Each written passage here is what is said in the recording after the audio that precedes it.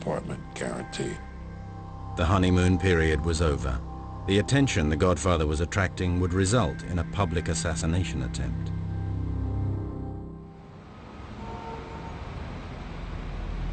On June the 28th, 1971, Joe Colombo's Italian-American Civil Rights League held their second annual rally at Columbus Circle, New York. Godfather producer Al Ruddy was to be the guest of honor. I had a call the night before the big rally. I just was told very succinctly, under no circumstance am I to be on that day it's tomorrow at Columbus Circle. And the phone went dead.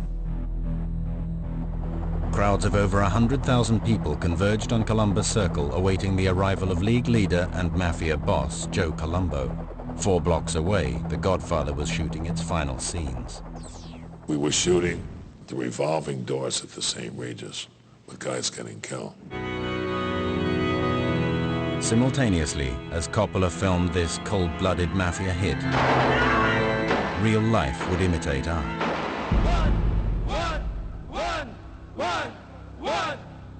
I was on the dais, and it was a very big concert platform, and I heard what sounded like 3 firecrackers going off.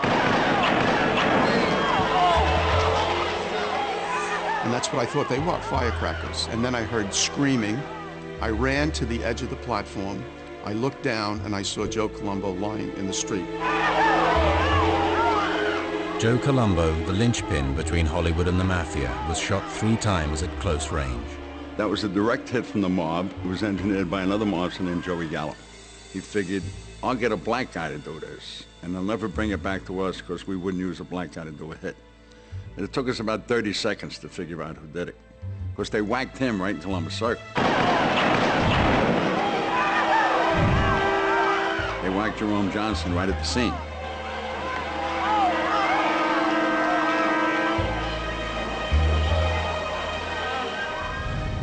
Colombo's public dealings with the Godfather's producers and his work with the League had infuriated the other Mafia families.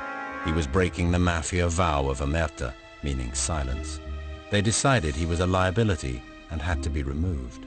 Joe Colombo was a pariah in the Mafia world once he became public like he did. He was getting crazy with power, and he was told to stop, and it didn't stop, so. If there was no Joe Colombo, there was no League, so there was no threat. And within a year, the League was finished. Period. Case closed. Colombo fell into a coma from which he never recovered. He died 7 years later. His shooting meant the end of the fledgling Italian-American Civil Rights League and sparked a bitter Mafia war.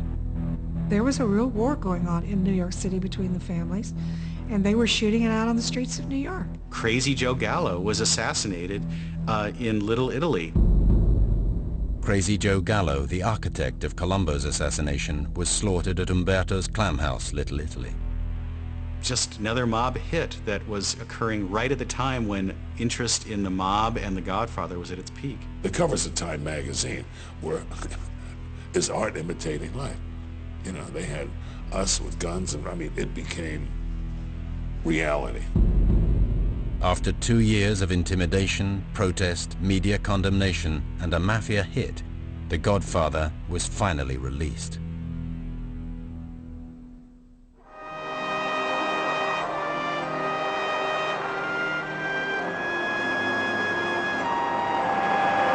The Godfather exploded across America. It broke box office records, rejuvenated Hollywood, and was hailed as a seminal gangster epic.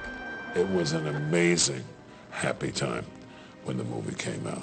We used to drive around and watch the queues of the people because it was such a thrill to us to see so many people going. This was truly a sensation, the first major picture of the 1970s to really hit at the box office. It's the first movie to ever be Gone with the Wind.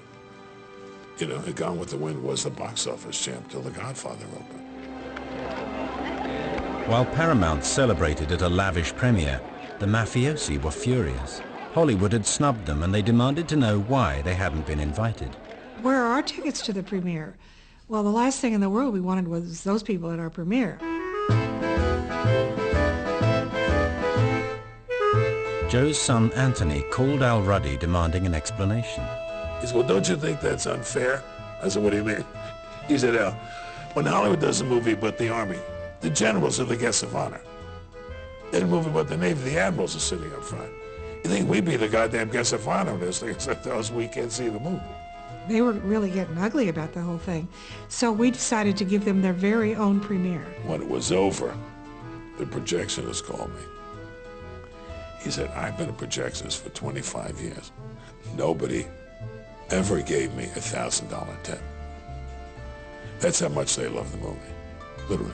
When the movie came out, the FBI immediately began to notice in its surveillance of real mob figures that the movie was having an influence on the way the real mob act.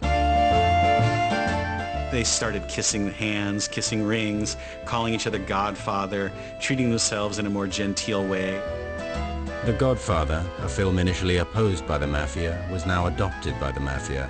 It was the ultimate irony. When we come in with the guns out and the whole routine, they got the tape of The Godfather in the television VCR, watching it. They loved it. The score of the Mafia movie, The Godfathers, became the mob's national anthem. If they knew who you were, like in my case, a law enforcement official, they would play it on purpose to piss you off, right? But it didn't piss us off. It made us laugh even more at them because we knew how ridiculous they were. The Mafia believed that The Godfather legitimized them. It was a legacy Coppola had never intended. Francis was very offended by the fact that the Mafia people took it as a tribute to them. He intended to show a side of culture that he was not terribly proud of, but to show them in their reality. But he didn't intend to glorify them. They had hijacked the movie just as they had hijacked the production. For the mob, The Godfather was now one of their own.